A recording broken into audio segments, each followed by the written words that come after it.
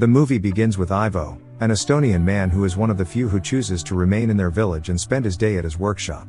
He is trimming wood like any other day when an unknown man enters his door. The strange man and his comrade are wearing soldiers' uniforms and ask him for food. He joins them in their car, and they drive him to his home since he tells them that he has food at his place. They ask him if he has others who live with him, to which Ivo confirms that he is alone. Back at his house, he welcomes the men, who immediately make themselves home while Ivo prepares their food. The guy named Ibrahim notices the picture frame of his granddaughter, Mari. He shows it to his friend and tells him that she is beautiful. He finishes packing their food and warns them not to think of anything about his granddaughter, to which the man tells him not to worry. As they receive the food from Ivo, he asks them about the intense war. The man validates that it is happening and no one will be as nice as them, so it is best if he leaves Estonia. They immediately go out while asking about the neighborhood. Still, Ivo tells them that no one lives there besides Margus, who plants tangerines. Following the men's departure, Ivo walks out of his house and goes to Margus' abode. He calls for his name a couple of times before entering. He finds Margus in the thickness of his tangerine trees, picking his fruits. Margus inquires about the guys that talk to him. He says they are Caucasians asking for food. On the other hand, Ivo asks him if he has settled an agreement with one of their acquaintances. Margus answers that they will send him 20 soldiers on the 7th to work for one day. Ivo doubts they will make it, but Margus assures him they will pick as many tangerines as possible. He adds that he has already started. Ivo is worried about the tempo of their harvest and the threat of war coming to their village. Back at the workshop, Ivo cuts wood intended to make boxes as containers for the tangerines. He stops and takes a break.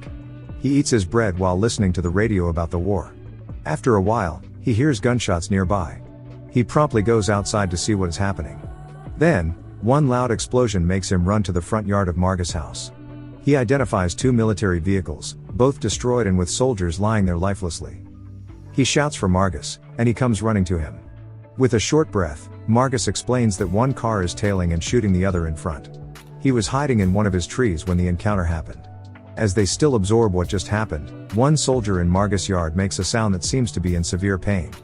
Without a second thought, Ivo goes to him and puts away the weapon on his chest. He opens his suit while commanding Margus to carefully inspect their van. Margus verifies that everyone is dead. Back at Ivo's house, they help the wounded soldier while he spits curses at the Georgians who killed his comrades. Ivo reminds him to calm down and refrain from shouting. Later that night, they carry the soldiers' dead bodies and put them in the military police's car. They drive to a forest in the village, where they decide to bury the bodies together. As Margus fixes their bodies, Ivo asks him to check for documents so that if their relatives come to look for them, they can show them their graves. They notice that the soldiers are young. Ivo suggests burying the Georgians separately from the guy with a beard, a mercenary Estonian or Chechen who turns out to be Ibrahim. A few minutes later, a Georgian makes a sound and moves. They are now aware that he is still alive. They immediately bring him back to Ivo's house to cure him and give him medicine. As they drag the weak body of the Georgian soldier, the Estonian hears them and asks if he is Ibrahim.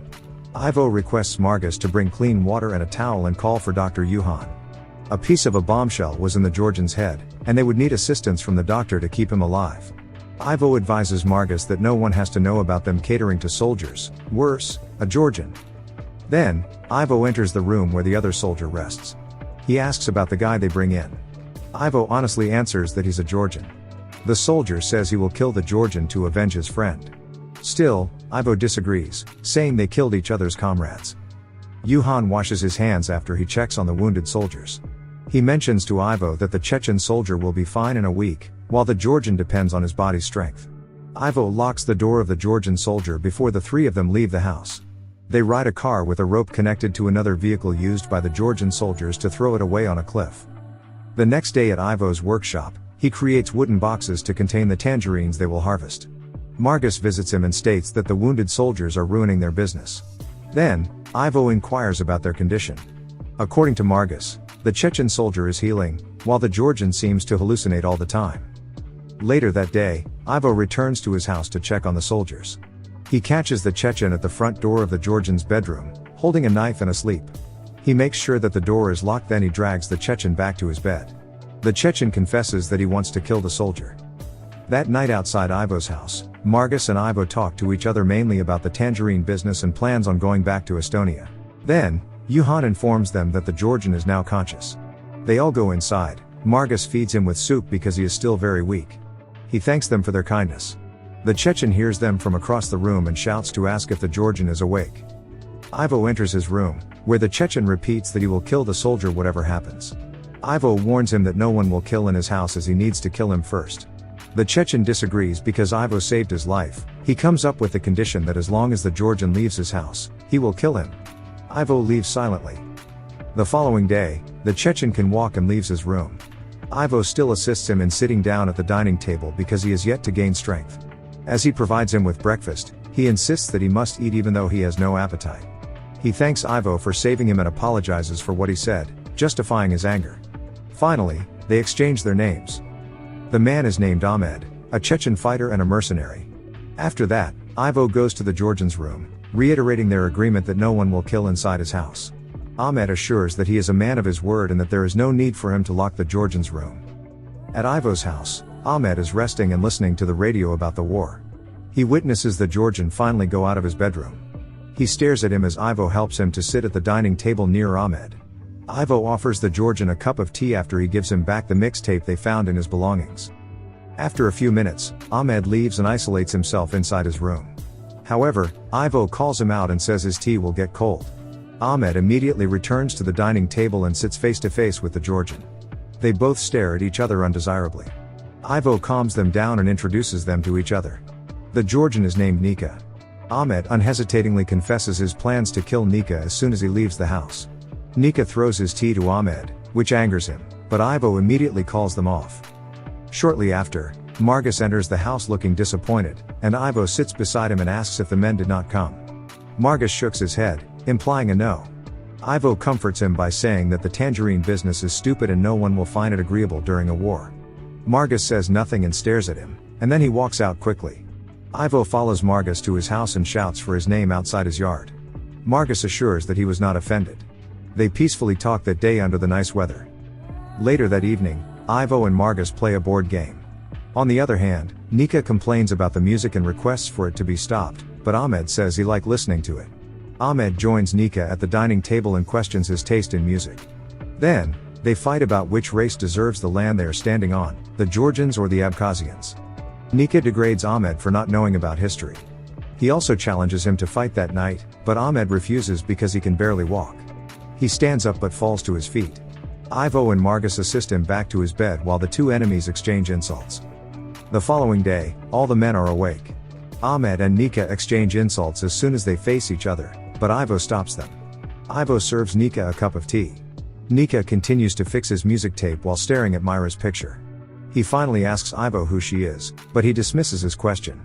A few seconds after, Ahmed warns them about the approaching cars of Abkhazians.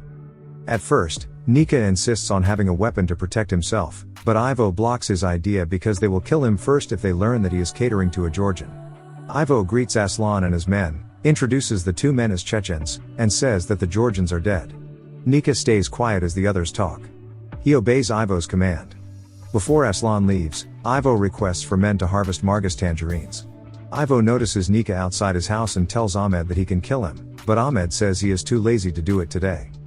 At dinner, they enjoy barbecue together, but Ahmed and Nika once again talk about the differences between their races. Ivo then centers himself before the fight escalates. He continues his talk by questioning the problem with men who want to kill. He asks them who gave them the right to kill anyone. Ahmed answers that it is the war which Ivo finds stupid. Ivo makes a toast about death which Margus finds disagreeable. Margus pours alcohol for Ivo. He recommends drinking for life, but Ivo firmly repeats his toast for death. Ivo stands up, which leaves the men quiet. Nika breaks the silence by asking about the tangerine business. Nika and Ahmed offer to provide their manpower, but Margus assures them he already has many helpers. Suddenly, a loud explosion interrupts the discussion of the men.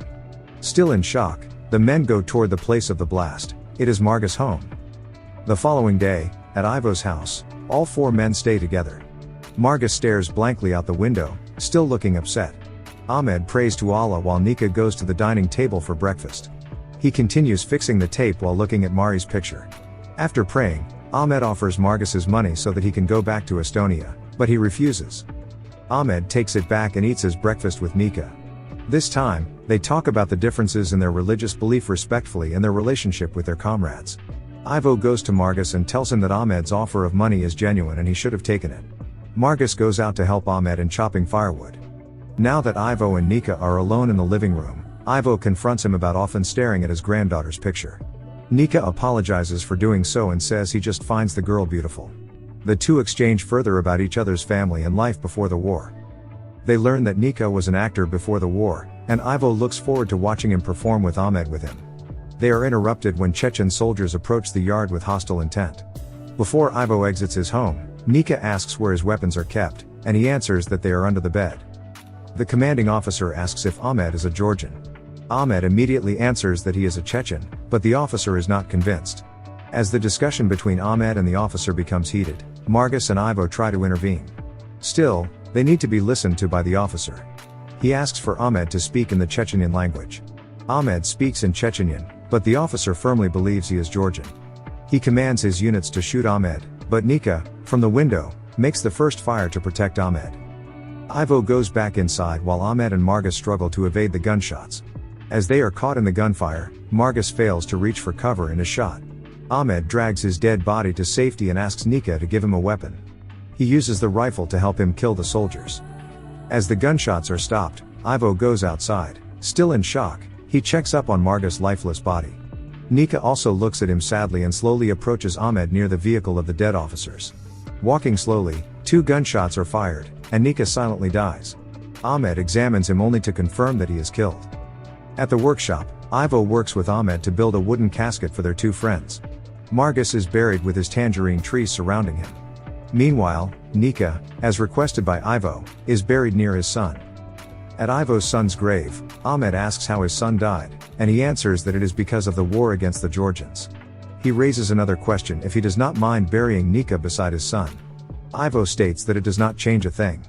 Lastly, Ahmed questions a scenario that never happened. If his plan of killing Nika is to occur, will Ivo be willing to bury his dead body near his son? Ivo jokingly answers that he will do the same but probably a little further. Once again, Ahmed expresses his deepest gratitude to Ivo for saving his life. He rides the car and drives away, leaving Ivo at the grave of his son and Nika. The movie ends with them on the road, where he gets the tape that Nika had been fixing and plays it in the car, giving a hint of Nika's taste in music. Thank you for watching. Subscribe for more videos like this to help the channel out. Have a nice day.